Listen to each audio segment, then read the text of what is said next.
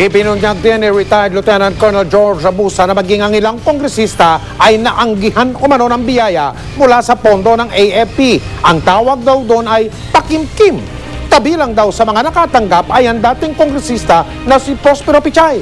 Todo tanggi naman si Pichay, nakatutok si Ruth Cabal. Tuloy ba nga nila yung plea bargain? Kung may pabaon sa mga nagre-retirong Chief of Staff ng AFP, may pakimkim naman daw sa ilang mambabatas. At ayon kay dating AFP Budget Officer, retired Lieutenant Colonel George Rabusa, isa raw si dating Congressman Prospero Pichay Jr. sa mga ilang beses na napakimkiman nung panahon ni AFP Chief Jomedjo Villanueva. Kada bisita raw nito sa Chief of Staff, kalahating milyong piso ang umanay tinatanggap nito. Congressman Prospero Pichay po. Pakikwento lang po. Every time po na bumisita siya sa opisina ni Chief of Staff, tatawagin po ako ni General Garcia, who was my boss then. Sandali po, sinong General Garcia yung nandito ngayon? Si Major Carlos Garcia? Opo. Okay. Sasabihin niya sa akin na, prepare mo na yung 500,000 para kay Congressman Pichay kasi nandun na siya sa office ni Chief of Staff at naghihintay na. More or less, ilang beses ka pumunta kay General Garcia para magbigay para kay Pichay, intended for Congressman Pichay? Kung estimate ko siguro hindi bababa sa 3. Colonel Rabusa, Your Honor, made a narration of a visit of a certain Congressman Pichay. Wala po akong maalala na ganong pangyayari po. A certain Congressman Pichay, does that mean you do not know personally Congressman Pichay? Your Honor, I know Congressman Pichay because every time we present budget before, sila po yung nandun. Did you see him in the office of the Chief of Staff? No, Your Honor. You have not seen him, I or could not recall seeing you could not recall seeing him at the office of the Chief of at the Staff. Chief of Staff? Well, Tinanggi rin ni Pichay na may natanggap siya sa AFP kapalit ng pagsusulong sa budget nito sa Kamara. Hindi rin daw totoong bumisita siya kay Villanueva. Si Pichay ang chairman noon ng House Committee on National Defense at bilang chairman siya ang nagpipresenta at nagtatanggol ng budget ng Defense Department at AFP. Pinag-aaralan daw ng kampo ni Pichay kung ano ang pwedeng ikaso kay Rabusa. Dahil sa pahayag ni Rabusa, ipatatawag ang dating kongresista. Ayon pa kay Rabusa sa pagdinig kanina, bukod sa Provision for Command-Directed Activities o PCDA, kung saan kinukuha ang mga pabaon at pasalubong, hawak din daw ng controller ng AFP ang tinatawag na float fund na dapat palaging may lamang 20 million pesos. Yung float po na yon was contained in a 1 vault. Ganito po kataas and the amount was 20 million. 20 million cash sa isang vault? Cash po. So the moment bumaba ng 20 million, you have to do something. Mag-convert ka na ulit. Mag-release ka na. Sa budget daw ng Personal Services Fund, kadalasang kumukuha ng pera pampondo sa float fund. Nasa personal services sa mga sweldo ng mga sundalo base sa tinatawag na troop ceiling. Ang actual number of people in the military is always less than that. Di ba? Kaya the difference between the troop ceiling at saka yung actual fill up, yun ang ginagamit ninyo sapagkat savings yun walang tao yun. Pero may budget yun. That particular amount is intended for those our superiors upstairs from the Chief of Staff down to the J6.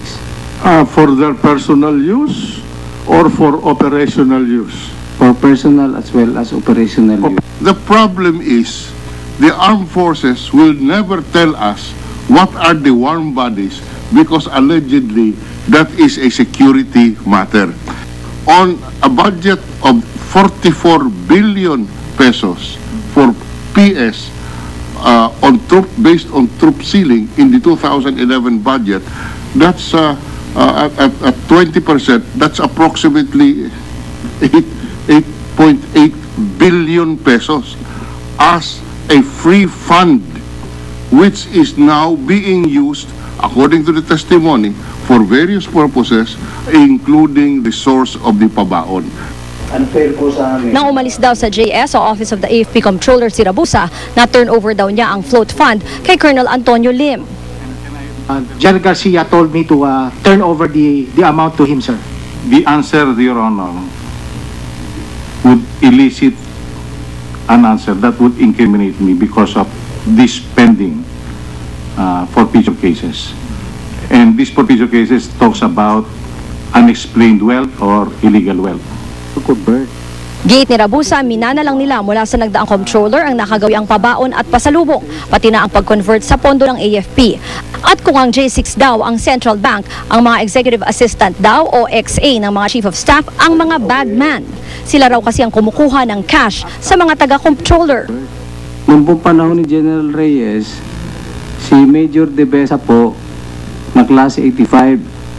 Tapos ang kanya assistant at that time was Lieutenant pa yun o Captain Emerson Angulo, Reserve Officer. Noong panahon po ni General Villanueva, si Colonel Hilario Atendido, class 77. At may assistant po siya noon, si class 83 na si Colonel Bagasin. Noong panahon naman po ni General Simatu, ang kanyang executive assistant noon was my classmate, Colonel De Leon. Pinatawag ng Senado ang mga nabanggit na pangalan. Nangako ang Department of National Defense sa Blue Ribbon Committee na ipaharap nito sa investigasyon ang mga nabanggit na opisyal at AFP personnel na aktibo pa sa serbisyo. Pero sa ngayon naman daw ay nagpapatupad na ng reforma ang DND para mas mabantayan ang pondo ng AFP. What are being investigated today are things of the past, and we are pleased to inform this esteemed committee that reforms are already being institutionalized and existing systems being periodically assessed and evaluated.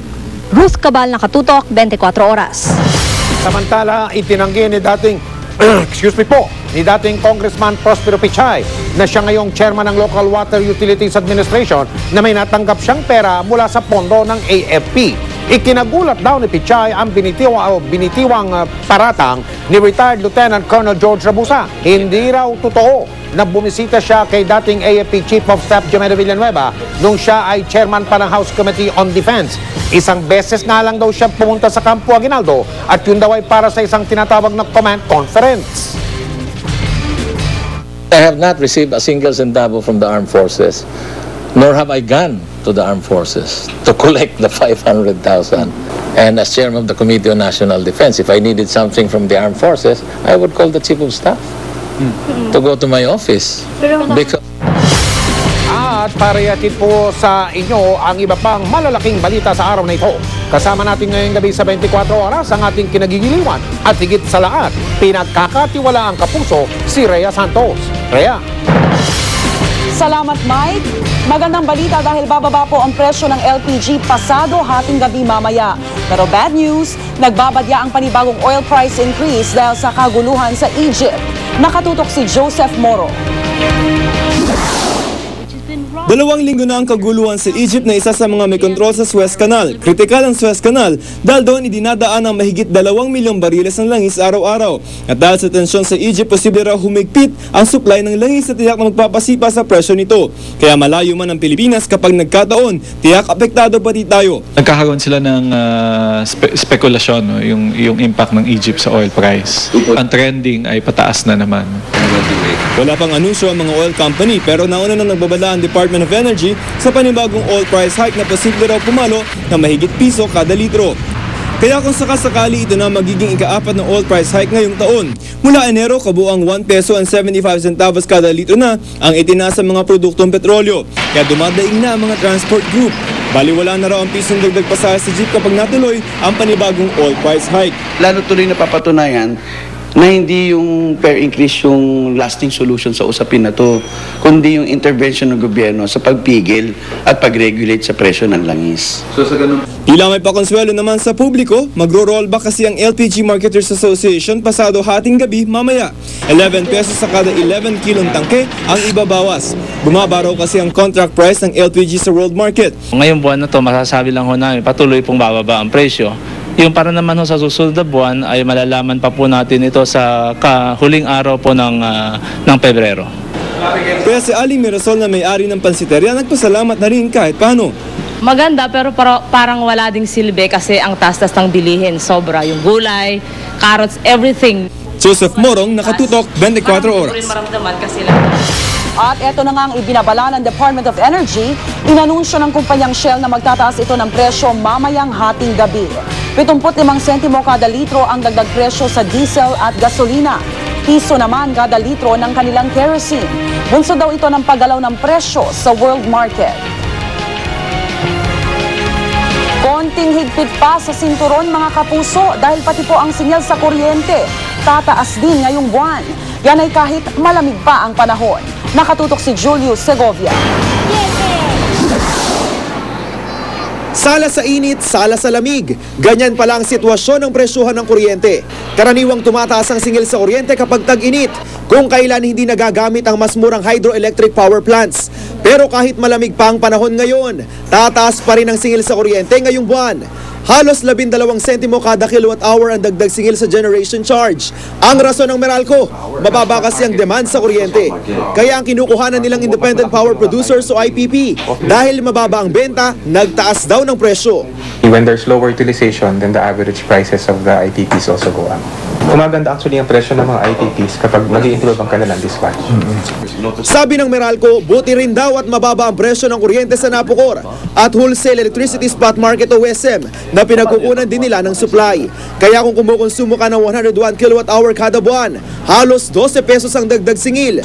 Halos 24 pesos naman kung 200 kWh ang konsumo. Meron naman pamamaraan para tayo ay makapagtipid sa paggamit ng kuryente or tayo ay maging mas masinop sa paggamit ng mga household appliances. No?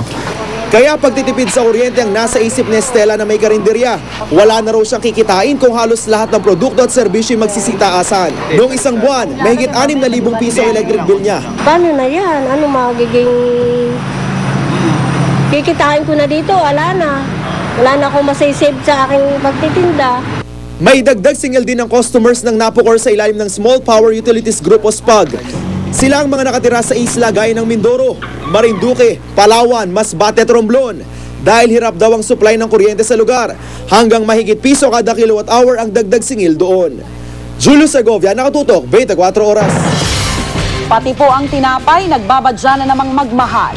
Nagtaas na kasi ang presyo ng harina at iba pang sangkap na gamit ng mga panadero. Nagbabalik si Julius Segovia. Nagkakaproblema raw sa supply ng trigo sa world market dahil daw sa tagtuyot sa Russia, pagbaha sa Australia at matinding paglamig ang nararanasan sa Amerika at Canada. Kaya nag-abiso na ang Philippine Association of Flour Millers.